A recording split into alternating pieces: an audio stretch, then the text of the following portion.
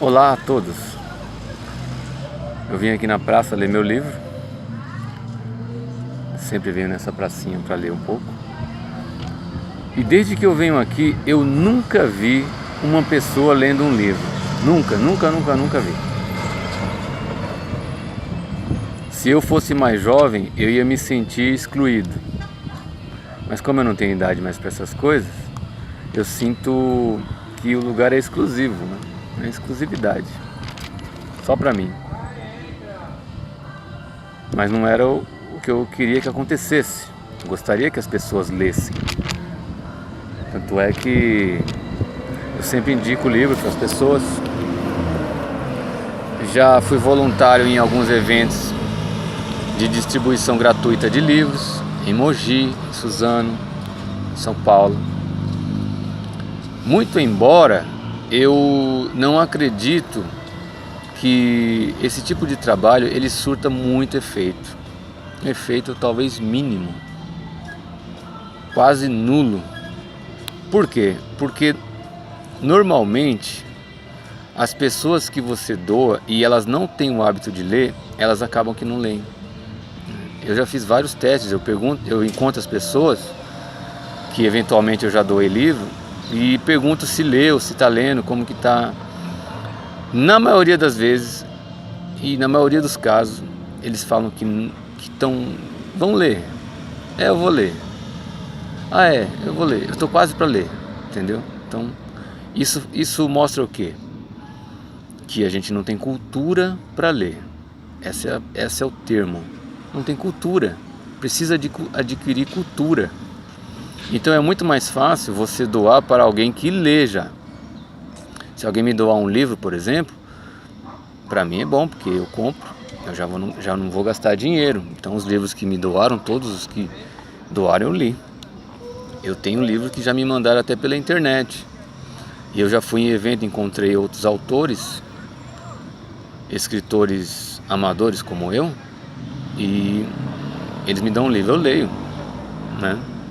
De graça, tem injeção na testa, ainda mais um livro. Mas os simples ato de doar talvez não surta muito efeito. Mas a gente tenta, né? A gente fica insistindo pro pessoal ler. Enfim, eu tô lendo aqui meu livro Hamlet, de William Shakespeare. Então, é um livro muito bom, né? Eu não diria se não fosse, porque eu sou bem crítico e chato para ler. Mas esse livro aqui, apesar de ser bem antigo, foi escrito em 1590 e tanto. É antigão, contra a história de Hamlet, que é um príncipe e aquele reinado, aquela história antigona, mas é interessante. É notório que o Shakespeare é um cara extremamente inteligente, né? Na perspectiva da história. Então o que acontece? Esse livro aqui, ele é uma espécie de auto, né? Tipo, o modelo é de um auto. É como se fosse uma peça de teatro, né? Então, ele é feito para fazer peça, né? E esse termo auto vem de actum, né? Do termo antigo, significa qualquer coisa representada, né? E no Brasil, o maior representante foi o padre José de Anchieta, que trabalhava com catequese em autos, e o Ariano Suassuna. O Alto da Compadecida, por exemplo, né, que virou filme e tal. E tem um alto da Barca do Inferno, que é um dos altos mais conhecidos do mundo, que é de Gil Vicente. Então, como que eles trabalham? Primeiro vem o nome da pessoa, como ela está naquele momento, e depois o que ela fala, né? É como se estivesse indicando como fazer uma peça, né? Então eu vou mostrar aqui para vocês como que funciona o processo. Vamos lá. Aqui na página, deixa eu ver. Ó, na página